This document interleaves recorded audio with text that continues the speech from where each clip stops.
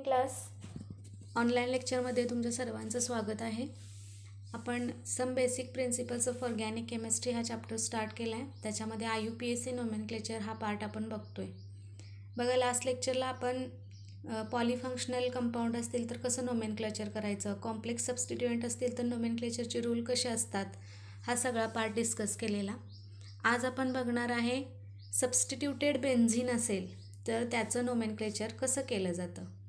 Okay, आता substituted benzene म्हटल्यानंतर मग ते मोनो सबस्टिट्युटेड असू शकतं, डाय सबस्टिट्युटेड असू शकतं किंवा ट्राय, म्हणजे बेन्झीन रिंगमध्ये एक सबस्टिट्युएंट असू शकतो, काही वेळेला 2 असतात, काही वेळेला 3 पण असू शकतात. मग अशा केसमध्ये नोमेनक्लेचर कसं केलं जातं. तर बघा, मोनो सबस्टिट्युटेड बेन्झीन जे असतात त्याच्यामध्ये ओव्हरऑल पॅरेंट म्हणून कन्सिडर करताना बेन्झीनला पॅरेंट कन्सिडर केला जातो. आता एक्झाम्पल जर आपण बघितले त्याचे तर अतिशय सोप्या टाईपचं हे नोमेनक्लेचर आहे. बघा, तुमच्या टेक्स्टबुकमध्ये पहिलं स्ट्रक्चर दिलेलं आहे. ह्याच्यामध्ये बेन्झीनची रिंग आहे आणि ह्या रिंगला Cl हा सबस्टिट्युएंट दिलेला आहे. रूलनुसार काय सांगितलं मी की पॅरेंट म्हणून बेन्झीन रिंगला कन्सिडर केलं जातं. ह्याचा पॅरेंट कोण आहे, बेन्झीन, आणि ह्या बेन्झीनला सबस्टिट्युएंट कोण आहे, हा Cl, ज्याला आपण हॅलो असं म्हणतो. What is this, hello group आहे हा, म्हणजे ह्याचं नाव कसं येणार, हॅलो बेन्झीन. आता कुठला हॅलोजन आहे, हा क्लोरीन आहे. क्लोरीनचा काय होणार, क्लोरो. त्यामुळं मग ह्या पूर्ण कंपाऊंडचं IUPAC नेम कसं येणार बघा, इट इज अ क्लोरोबेन्झीन. कळते. त्याच पद्धतीनं दुसरं एक्झाम्पल दिले बघा. हा जो तुमचा बेन्झीन आहे ह्याला हा ग्रुप सबस्टिट्यूट झालेला आहे. दिस इज वॉट, हा तुमचा एक फंक्शनल ग्रुप आहे. हा पण बघितला आहे, ज्याला म्हटलं जातं नायट्रो ग्रुप -NO2. इथं हा फक्त स्प्लिट करून दिला आहे. मग ह्याचं नाव कसं येणार, बेन्झीन हा पॅरेंट येईल आणि त्या पॅरेंटला कोण जोडले तर नायट्रो ग्रुप जोडला आहे, म्हणून ह्याचं नाव येणार तुमचं नायट्रोबेन्झीन. मगाच्यासारखंच सेम एक्झाम्पल आहे. बेन्झीनची रिंग आहे आणि त्याला हॅलो टाईपचा सबस्टिट्युएंट आहे विच इज अ ब्रोमो, म्हणून ह्याचं नाव काय येणार, ब्रोमोबेन्झीन.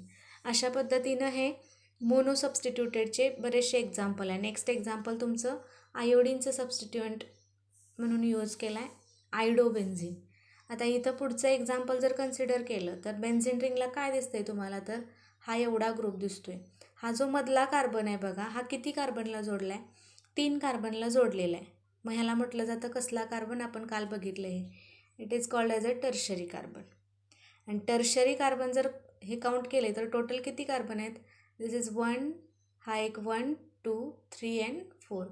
टर्शरी ब्युटील हा सबस्टिट्युएंट आहे याच्यामध्ये, आणि पॅरेंट कोण येणार तुमचा, बेन्झीन येणार. हे मोनो सबस्टिट्युटेडच्या बाबतीत अशा टाईपचे नोमेनक्लेचर केले जातात. आता काही केसेसमध्ये IUPACची जी युनियन आहे तर बऱ्याचशा कंपाऊंडचे त्यांनी काय केलेत की जे नेम आहेत ॲज इट इज एक्सेप्ट केलेले आहेत. म्हणजे टिपिकल त्यांचे जी कॉमन नावं आहेत ती आहे तशी IUPACच्या रूलनुसार एक्सेप्ट केलेले आहेत.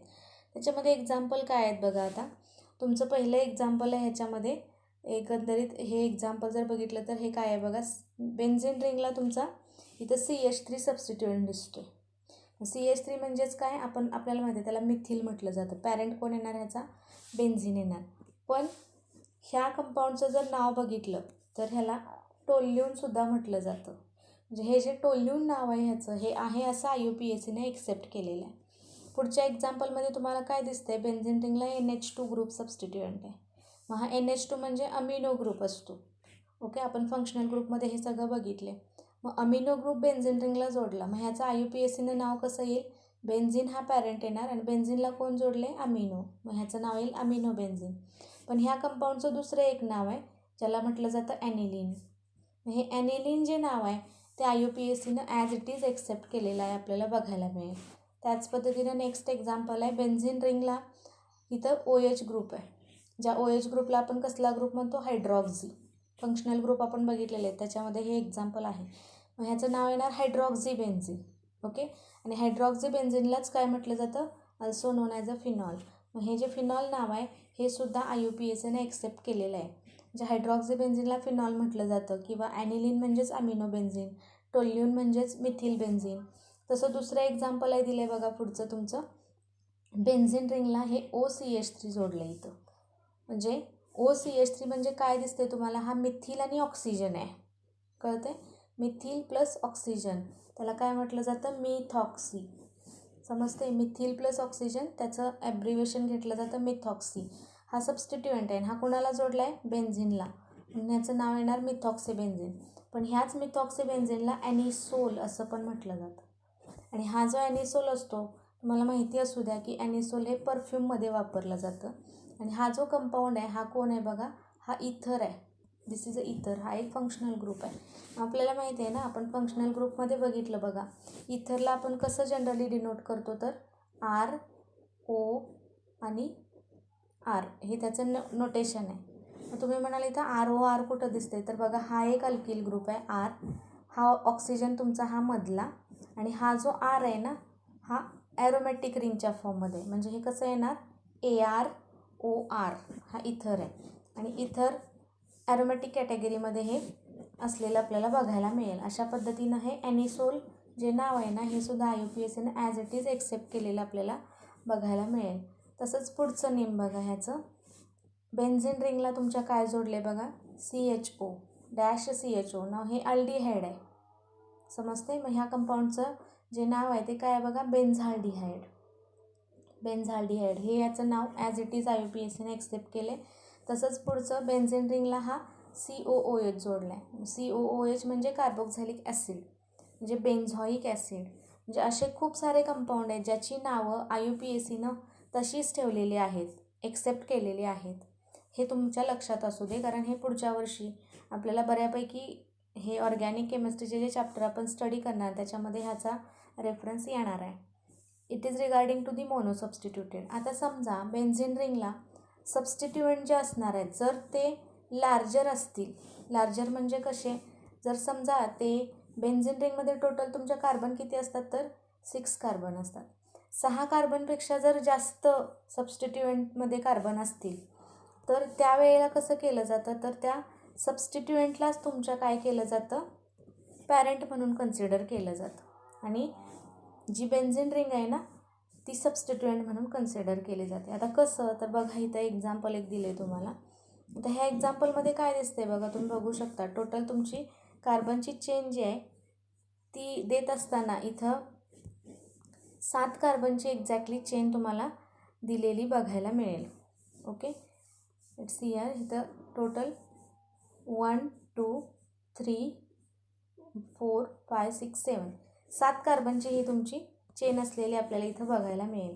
आणि 7 कार्बनच्या चेनमध्ये हा जर बेन्झिनची रिंग कन्सिडर केली तर त्याच्यामध्ये कार्बन किती आहेत, 6 कार्बन आहेत. मग अशी केस असेल तेव्हा काय केलं जातं, हे सबस्टिट्युएंट कसं आहे बघा, इथं कार्बनची कंटेंट जास्त आहेत, 7 कार्बन. मग ह्याला काय केलं जातं, it is considered as a parent आणि बेन्झिनला सबस्टिट्युएंट म्हटलं जातं आणि त्याच्यावरून त्याचं नाव दिलं जातं. आता ह्याचं नोमेनक्लेचर करताना टोटल कार्बन किती आहेत तुमचे, 7 कार्बन आहेत. 7 कार्बन म्हटल्यानंतर पॅरेंट कोण येणार तुमचा, हेप्टेन. ओके, आणि ह्या हेप्टेनमध्ये 2 नंबरच्या पोझिशनला कोण आहे, ही फिनिल रिंग आहे. लक्षात ठेवा, बेन्झिनलाच फिनिल असं पण म्हटलं जातं किंवा बेन्झिनलाच तुमच्या अरील असं पण म्हटलं जातं. बेन्झिन रिंगची नावं कशी आहेत बघा, it is phenyl, then it is aryl, benzene अशा नावामध्ये त्याला ओळखलं जातं. समजा ह्याच पद्धतीनं जर दुसरं एक्झाम्पल बघितलं तर ह्या केसमध्ये आता ओव्हरऑल इथं बेन्झिनची रिंग आहे आणि ह्याला 6 कार्बन जोडलेले आहेत. आता ह्याच्यामध्ये मग दोघांची संख्या सेम आहे, बेन्झिन रिंगमध्ये कार्बन 6, इकडं पण 6. अशा केसमध्ये मग पॅरेंट इज अ बेन्झिन. आणि हा जोडलेला ग्रुप तुमचा किती कार्बनचा आहे, तर टोटल 6 कार्बनचा आहे. But it is not a hexane. ह्यातला एक हायड्रोजन बघितला, इथला रिमूव्ह झाला आहे तो, त्यामुळे हेक्झेनचा काय होणार तुमच्या, हेक्झिल. ओके, हे आपण काल बघितले की अल्केनचे अल्किन कसे होतात त्या पद्धतीने हे हेक्झिल बेन्झिन येणार. अशा पद्धतीनं हे मोनो सबस्टिट्युटेड कॅटेगरीमध्ये अशा टाईपचे एक्झाम्पल आपण बघू शकतो. समजा बेन्झिन रिंगमध्ये काही काही वेळेला सबस्टिट्युएंट जे असतात ते फंक्शनल ग्रुप असणारे पण असू शकतात. इन केस फंक्शनल ग्रुप असतील तर त्याचं नेम कसं दिलं जातं बघा, तर त्या पद्धतीचं ring can as well be considered as a substituent when it is attached to a alkane with a functional group. म्हणजे जर फंक्शनल ग्रुप असेल त्या तुमच्या सबस्टिट्युएंटमध्ये तर रिंगला सबस्टिट्युएंट कन्सिडर केलं जातं. एक्झाम्पल घेतल्यानंतर तुम्हाला कळेल. इथं एक्झाम्पलमध्ये काय दिसतंय बघा, तुमच्या ओव्हरऑल इथं बेन्झिनची रिंग आहे तुमची, आणि ह्या बेन्झिनच्या रिंगला जर बघितलं आपण CH2 CH2 CH2 आणि Cl, म्हणजे हे कसं आहे बघा, अल्किल ग्रुपला एक्स म्हणजे हॅलो अल्केन आहेत. हे आपण फंक्शनल ग्रुप बघितला हा हॅलो अल्केन आहे, आणि ह्या हॅलो अल्केनमध्ये बेन्झिन रिंगला सबस्टिट्युएंट आहे. मग त्याचं नेम जर द्यायचं झालं तर रूलनुसार आपण काय म्हणलं की फंक्शनल ग्रुप असेल तर बेन्झिनला सबस्टिट्युएंट कन्सिडर केलं जातं. मग नंबरिंग करत असताना कसं, फंक्शनल ग्रुपला प्रायोरिटी पहिली येणार म्हणून ह्या साईडनं नंबरिंग, दिस इज 1 2 3, आणि 3 नंबरला हा तुमचा कोण आहे, तुमचा बेन्झिन रिंग किंवा फिनिल रिंग सबस्टिट्युएंट आहे. टोटल कार्बन किती आहेत तुमच्या इथं, 3 कार्बन्स आहेत. सबस्टिट्युएंट फंक्शनल ग्रुपच्या ह्याच्यामध्ये 3 कार्बन आहेत. 3 कार्बन असेल तर पॅरेंट कोण असतो तुमचा, प्रोपेन, आणि ह्या प्रोपेन पॅरेंटमध्ये 1 नंबरला तुमचा कोण आहे, 1 क्लोरो, आणि 3 नंबरला कोण आहे तुमचा 3 फिनिल, म्हणून ह्याचं नाव कसं आलं बघा. आता इथं क्लोरो आणि फिनिल आले, 2 वेगवेगळे सबस्टिट्युएंट आहेत, त्यामुळे इथं अल्फाबेटिकल ऑर्डर फॉलो केली आहे. 1 क्लोरो 3 फिनिल प्रोपेन हे त्याचं नेम असलेलं आपल्याला बघायला मिळेल. तशाच पद्धतीचं जर दुसरं एक्झाम्पल आपण कन्सिडर केलं तर दुसऱ्या एक्झाम्पलमध्ये तुम्हाला काय दिसतंय बघा. ह्या एक्झाम्पलमध्ये हा CH2OH आहे. Now this is alcohol, methanol आहे, हे मिथॅनॉल किंवा मिथिल अल्कोहोल आहे जनरली, समजतं. इथं CH3OH आहे, पण इथला एक हायड्रोजन रिप्लेस करून त्याच्या जागी कोण आले, ही बेन्झिनची रिंग आली, म्हणजे हा सबस्टिट्युएंट आहे. म्हणजे टोटल लॉंग चेन तुमची इथं किती कार्बनची आहे फंक्शनल ग्रुपमध्ये, 1 कार्बनची, म्हणजे त्याचं नाव किंवा पॅरेंट काय येणार बघा, दिस इज अ मिथॅनॉल. आपण बघितलं आहे नोमेनक्लेचरमध्ये अल्कोहोलचं जेव्हा नोमेनक्लेचर होतं तेव्हा पॅरेंट आपण अल्केनला कन्सिडर करतो, आणि शेवटचा अल्केनमधला ई जो असतो त्याला रिप्लेस केलं जातं कशानं, OLनं, त्यामुळं मिथेनचा मिथॅनॉल होणार. त्याच पद्धतीनं हे मिथॅनॉल आहे, आणि मिथॅनॉलमध्ये हा फिनिल सबस्टिट्युएंट आहे, म्हणून त्याचं नाव फिनिल मिथॅनॉल किंवा त्याला सिम्पली बेन्झिल अल्कोहोल असं सुद्धा म्हटलं जातं. तसंच तिसरं एक्झाम्पल दिले बघा, बेन्झिन रिंगमध्ये तुमचा हा सबस्टिट्युएंट दिला आहे, हा फंक्शनल ग्रुप आहे. आता हा कीटोन आहे बघा, हा कीटोन आहे. तुम्ही म्हणाल कीटोन कसं, तर ही बेन्झिन रिंग जी आहे इथली it is considered as a AR, okay. मध्ये हा कार्बोनिल ग्रुप आहे C डबल बॉन्ड O, आणि इकडं हा CH3 म्हणजे R. म्हणजे कीटोन कसं रिप्रेझेंट करतो आपण, RC double bond O R, म्हणजे हा कीटोन आहे. तर कीटोनचं नोमेनक्लेचर होताना पण same, alkane is a parent, ईची रिप्लेसमेंट कशानं केली जाते, फंक्शनल ग्रुपच्या चार्टमध्ये बघू शकता तुम्ही, ONEनं त्याला रिप्लेस केलं जातं. आता ह्याच्यामध्ये जर बघितलं तर टोटल कार्बन किती येतात बघा, फंक्शनल ग्रुपच्या ह्याच्यामध्ये टोटल कार्बन किती आहेत तुमचे इथं, only 2 carbons are there, 1 and 2, त्यामुळे ह्याचा पॅरेंट कोण असणार, इथेन, आणि इथेनमधला ईची रिप्लेसमेंट होणार ONEनं, त्यामुळे ह्याचं नाव इथॅनोन येईल. पण ह्या इथॅनोनमध्ये इथं सबस्टिट्युएंट आहे, हा सबस्टिट्युएंट कार्बन नंबर 1ला आहे, हा कार्बन नंबर 1 आणि हा कार्बन नंबर 2. कुठला सबस्टिट्युएंट आहे, तर फिनिल हा सबस्टिट्युएंट आहे, त्यामुळे ह्याचा IUPAC नेम येईल 1 फिनिल इथॅनोन, किंवा त्याचंच दुसरं एक नाव आहे ॲसिटोफिनोन. ॲसिटोफिनोनसुद्धा ॲज इट इज IUPACनं एक्सेप्ट केलेलं नाव आहे, आपल्याला ते बघायला मिळेल. क्लिअर स्टुडंट, हे मोनो सबस्टिट्युटेडच्या बाबतीत अशा टाईपचं नोमेनक्लेचर केलं जातं. सपोज जर डाय सबस्टिट्युटेड डेरिव्हेटिव्ज असतील, बेन्झिन रिंगमध्ये जर डाय सबस्टिट्युटेड डेरिव्हेटिव्ह असतील तेव्हा काय करायचं, तर त्याच्याशी रिलेटेड कॉमन नेम जे आहेत, 3 पॉसिबल पोझिशन डाय सबस्टिट्युटेड बेन्झिनमध्ये दिलेले असतात. आता त्याच्यामध्ये सबस्टिट्युटेडशी रिलेटेड पहिली पोझिशन असते बेन्झिनमधली ortho position, next to that this is a meta, आणि तिसरी असते पॅरा. म्हणजे आता ही बेन्झिनची रिंग जी आहे ह्याच्यामध्ये ह्या ज्या पोझिशन आहेत तुमच्या 1 2 आणि 1 6, 1 2 आणि ही 1 6, ह्याला म्हटलं जातं आर्थो पोझिशन. त्याच पद्धतीनं ही जी आहे 1 3 आणि ही 1 5 पोझिशन त्याला म्हटलं जातं मेटा पोझिशन, आणि 1 4 पोझिशन जी आहे त्याला म्हटलं जातं पॅरा पोझिशन. ओके, हे प्रिफिक्सेस यूज केले जातात. मग ते कन्सिडर करून हे पक्क लक्षात ठेवायचं आहे, 1 2 1 6 आर्थो, 1 3 आणि 1 5 मेटा, आणि 1,4 पोझिशन असते त्याला पॅरा पोझिशन म्हटलं जातं. त्या पोझिशनचा यूज करूनच आता इथं जो पहिला एक्झाम्पल दिला आहे ते आपण बघूया. ह्या एक्झाम्पलमध्ये तुम्हाला काय दिसते बघा, बेन्झिनची रिंग दिली आणि ह्या बेन्झिनच्या रिंगमध्ये 2 वेळेला CLचं सबस्टिट्यूशन आहे. म्हणजे क्लोरो ग्रुप इथं सबस्टिट्यूट केलेला आपल्याला बघायला मिळेल. 2 वेळेला आहे त्यामुळे प्रिफिक्स आपण इथं यूज करू शकतो डाय. इट इज अ डायक्लोरो, किंवा ह्याचं कॉमन नेम जर बघितलं तर पोझिशन न कन्सिडर करता आपण डायक्लोरोबेन्झिन असं म्हणू शकतो. पण हे डायक्लोरोबेन्झिन जे आहे तर कुठल्या पोझिशन आहेत बघा, 1 आणि 2 पोझिशन. मग आपण आत्ताच बघितलं 1-2 पोझिशन असेल तर त्या पोझिशनला आपण कसली पोझिशन म्हणतो, इट इज आर्थो पोझिशन. मग त्याचं नाव काय येणार बघा, आर्थो डायक्लोरोबेन्झिन. हे सुद्धा करेक्ट. आणि एक्झॅक्टली IUPACनं कसं येईल, 1 आणि 2 ह्या त्याच्या पोझिशन येणार. 1,2 इट इज डायक्लोरोबेन्झिन. हे डाय सबस्टिट्यूटेडच्या बाबतीत अशा टाईपचं नोमेनक्लेचर एक एक्झाम्पल आपण बघितलं. तसंच आता पुढचं एक्झाम्पल आपण बघूया. त्यातलं पोझिशन चेंज केले बघा, तेच एक्झाम्पल फक्त पोझिशन चेंज केले. आता इथं पोझिशन जर बघितली तर इथं किती येणार, 1, 2 आणि ही 3 पोझिशन आहे तुमची. मग आता आपण बघितलं 1-3 पोझिशन म्हणजे कुठली पोझिशन असते, मेटा पोझिशन. मग नाव कसं येणार याचं, मेटा डायक्लोरोबेन्झिन. आणि एक्झॅक्टली दुसऱ्या पद्धतीनं त्याचं नाव काय येणार, पोझिशन ज्या 2 आहेत त्या मेन्शन करून त्यांचा दोघांच्यामध्ये कॉमा, म्हणजे 1,3 डायक्लोरोबेन्झिन. अशा पद्धतीनं हे नेम आलेलं आपल्याला बघायला मिळेल. ओके, 2 एक्झाम्पल आपण बघितले. तसेच पुढचे एक्झाम्पल खूप दिले तुमच्या टेक्स्टबुकमध्ये. 1,4 पोझिशनचं एक दिले बघा. 1,4 पोझिशन म्हणजे आपण काय म्हणतो, पॅरा पोझिशन.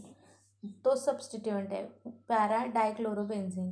दुसऱ्या पद्धतीनं त्याचं नाव कसं येणार, 1,4 डायक्लोरोबेन्झिन. समजा आयोडीनशी रिलेटेड सबस्टिट्युएंट असेल तर 1,4 डायआयोडोबेन्झिन अशा टाईपमध्ये त्याचं नाव येईल. आता समजा 2 सबस्टिट्युएंट असतील आणि दोन्ही वेगळे असतील तर त्या केसमध्ये काय केलं जातं, देन अल्फाबेटिकल ऑर्डर तिथं फॉलो केली जाते. आता त्याचं एक एक्झाम्पल बघा. ह्या रिंगमध्ये तुम्हाला काय दिसतंय, इथं तुम्हाला आयोडो ग्रुप पण दिसतोय आणि इथं ब्रोमो ग्रुप पण तुमचा दिसतोय. मग ह्या पोझिशन कशा आहेत बघा, 1 आणि 4 पोझिशन आहे नाही, म्हणजे हे पॅरा पोझिशनला सबस्टिट्युएंट आहेत. पॅरा पोझिशनला कोण दिसतंय, ब्रोमो आणि आयोडो. मग अल्फाबेटिकलनं बी पहिलं येणार, आय नंतर येणार. त्यामुळे ह्याचं नाव कसं येणार बघा, para bromo iodo benzene. Benzene सगळ्याला ओव्हरऑल बेन्झिनला पॅरेंट कन्सिडर केलं जातं आणि पॅरा पोझिशनमध्ये बेन्झिनला ब्रोमो आणि आयोडो ग्रुप आहेत. हे जर 2 वेगवेगळे ग्रुप असतील तर IUPACनं नोमेनक्लेचर करताना अल्फाबेटिकल ऑर्डर आणि नंबरिंगच्या पोझिशनच्या बाबतीत एक्झॅक्ट लोकंड तुम्हाला सांगायचं असेल तर काय दिसते बघा, 1 नंबरला इथं ब्रोमो आहे आणि 4 नंबरला कोण आहे तुमचा, आयोडो. आणि त्यानुसार मग त्याचं नाव कसं येणार, त्या पद्धतीनं जर लोकंडच्या बाबतीत आपण बघितलं तर it is 1 bromo 4 iodo benzene. It is regarding to the if there are 2 different substituent. तसंच पुढचं एक्झाम्पल दिले, क्लोरो आणि नायट्रो दिले. तर क्लोरो आणि नायट्रोशी रिलेटेड पोझिशन बघा, 1-3 पोझिशन आहे तुमची म्हणजे मेटा पोझिशनला क्लोरो आणि नायट्रो. अल्फाबेटिकलनं गेलो तर C पहिला येतो आणि N नंतर येतो. त्यामुळे ह्याचं नाव काय येणार बघा, मेटा क्लोरो नायट्रोबेन्झिन. बेन्झिन हा पॅरेंट.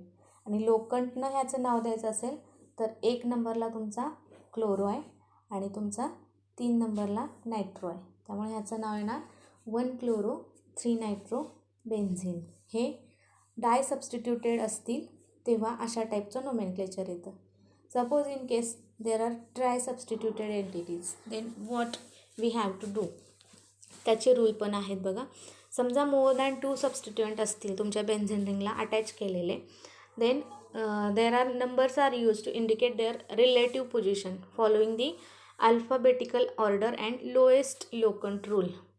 म्हणजे जर 2 पेक्षा जास्त सबस्टिट्युएंट असतील तर अल्फाबेटिकल ऑर्डर पण फॉलो करता येते आणि लोएस्ट लोकंटचा रूल आपल्याला फॉलो करावा लागतो.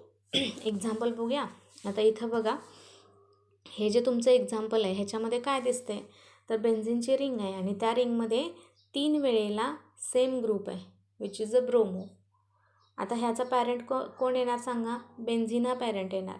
आणि बेन्झिनमध्ये काय आहे तर 3 वेळेला 3 असेल म्हणजे आता 3 टाइम्स सेम ग्रुप आहे म्हटल्यानंतर आपल्याला प्रिफिक्स घ्यावे लागेल. It is a try.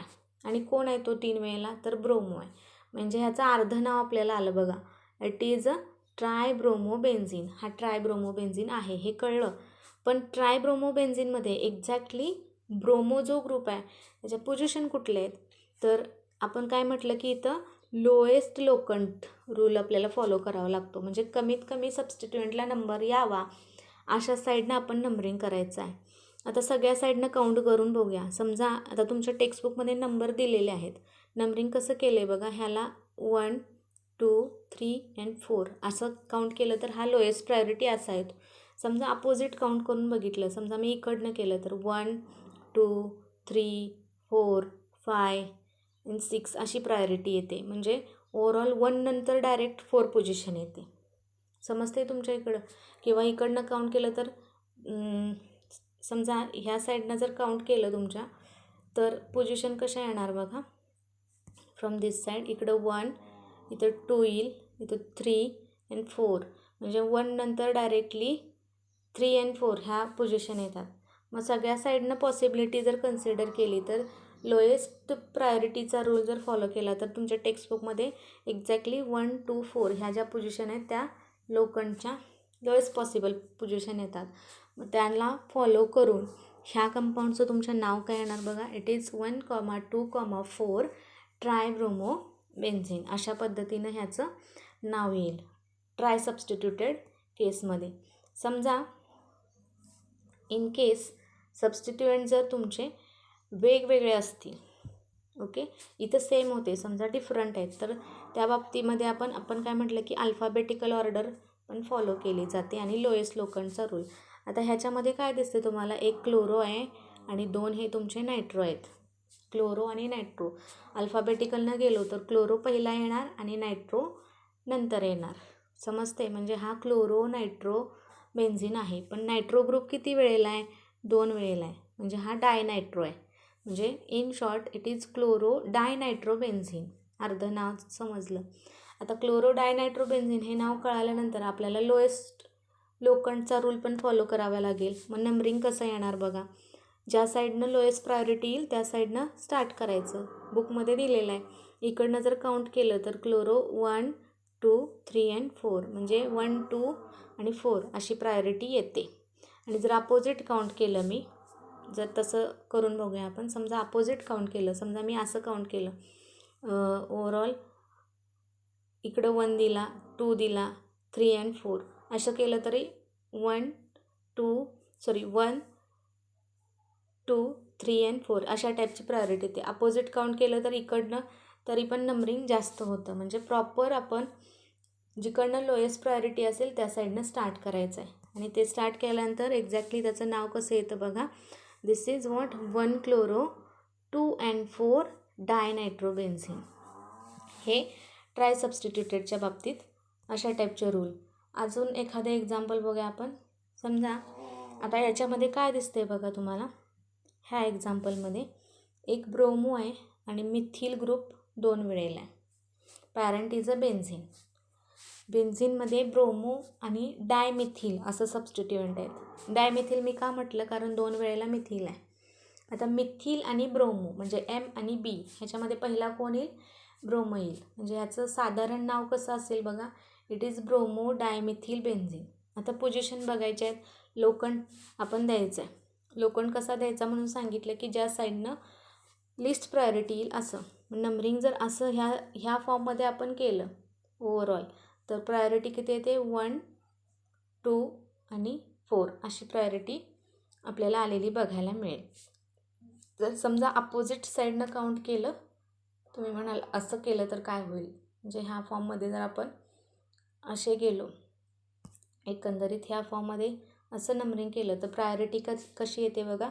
This is 1 2 3 and 4 म्हणजे मधला एक स्पेस राहतो आहे ते अवॉइड करायला ह्या साईडनं जे दिलेलं आहे टेक्स्टबुकमध्ये दिस इज अ करेक्ट नंबरिंग. मग ते फॉलो करून अल्फाबेटिकल ऑर्डर फॉलो करून याचं नाव काय येणार, 4 ब्रोमो 1, 2 डायमिथिल बेन्झीन. अशा पद्धतीनं ट्राय सबस्टिट्युटेडचे एक्झाम्पल येतील. Next one, this is another one. ह्याच्यामध्ये नायट्रो पण आहे, क्लोरो पण आहे आणि CH3 पण आहे. आता ह्याच्यामध्ये जर बघितलं इथं तुम्हाला नंबर दिलेले नाही आहेत. ओके, आता नावं जर बघितली, एक मिथिल आहे, एक क्लोरो आहे आणि एक नायट्रो, तीनही वेगळे आहेत. अल्फाबेटिकल ऑर्डरशी रिलेटेड जर कन्सिडर केलं तर बेन्झीन हा तुमचा पॅरेंट असणार आहे ह्याचा. आणि अल्फाबेटिकलनं जर आपण गेलो तर काय येणार बघा, फर्स्ट इज व्हॉट, पहिला क्लोरो येईल तुमचा, क्लोरो, देन तुमचा सेकंड मिथिल येणार आणि चौथा तुमचा नायट्रो म्हणजे C, then M and then N अल्फाबेटिकलनं. आणि मग पोझिशन बघायचे आहेत. आता नंबरिंग लोएस्ट प्रायोरिटीनुसार असं येणार 1, 2, 3 अँड 4 आणि त्या पोझिशन घेऊन मग ह्याचं नाव कसं येणार बघा, दिस इज अ 2 क्लोरो 1 मिथिल आणि 4 नायट्रोबेन्झीन. समजते, अल्फाबेटिकल ऑर्डर फॉलो केली. तुम्ही म्हणाल की 2 अगोदर आला आहे, 1 नंतर आला आहे, तर इथं नंबर आपल्याला बघायचे नाही आहेत. तर आपल्याला ग्रुपशी रिलेटेड त्याचा अल्फाबेट कन्सिडर करून त्या पद्धतीनं त्याचं नाव घ्यायचं आहे आपल्याला. समजते. सेम ह्या दुसऱ्या एक्झाम्पलमध्ये आता मगाशी आपण बघितलं की काही कंपाऊंडचे जे नेम्स आहेत ते IUPACने ॲज इट इज एक्सेप्ट केलेले आहेत. त्याच्यामध्ये एक एक्झाम्पल बघितलं होतं बघा, बेन्झीन रिंगला जर समजा सबस्टिट्युएंट तुमचा असा असेल म्हणजे NH2 हा सबस्टिट्युएंट असेल तर त्याचं नाव असतं ॲनिलीन. समजते. आतमध्ये सर्कल दिलं बेन्झीन रिंगमध्ये तरीसुद्धा करेक्ट आहे. अल्टरनेट सिंगल डबल बॉन्ड असतील ते सुद्धा करेक्ट आहे. हे असं का असतं हे आपण पुढं बघायचं आहे. आता ॲनिलीन हा पॅरेंट आहे ह्या एक्झाम्पलमध्ये आणि ॲनिलीनमध्ये काय दिसतंय बघा तुम्हाला, ब्रोमो ग्रुप सबस्टिट्यूट केलेला दिसतो. तर सबस्टिट्युएंट कुठं कुठं आहे, तर ह्याला 1 नंबरची प्रायोरिटी दिली तर 2, 3, 4, 5 आणि 6 म्हणजे पोझिशन काय आल्या तुमच्या 2, 4 आणि 6 आणि इट इज अ ट्रायब्रोमो. 2, 4, 6 ट्रायब्रोमो ॲनिलीन असं त्याचं नेम आलेलं आपल्याला बघायला मिळेल. एकंदरीत ट्राय सबस्टिट्युटेडशी रिलेटेड हे एवढे एक्झाम्पल तुमच्या टेक्स्टबुकमध्ये दिलेलं आहेत. हे सगळं जे नोमेनक्लेचर आहे हे सबस्टिट्युटेड बेन्झीनच्या बाबतीत अशा टाईपचे नोमेनक्लेचर केले जातात. हे व्यवस्थित लक्षात ठेवायचं आणि मॅक्झिमम एक्झाम्पल तुम्ही सॉल्व करायचे. It is regarding to the IUPAC nomenclature. Next लेक्चरला मग आपण याच्या पुढचा पार्ट बघूया. थँक्यू.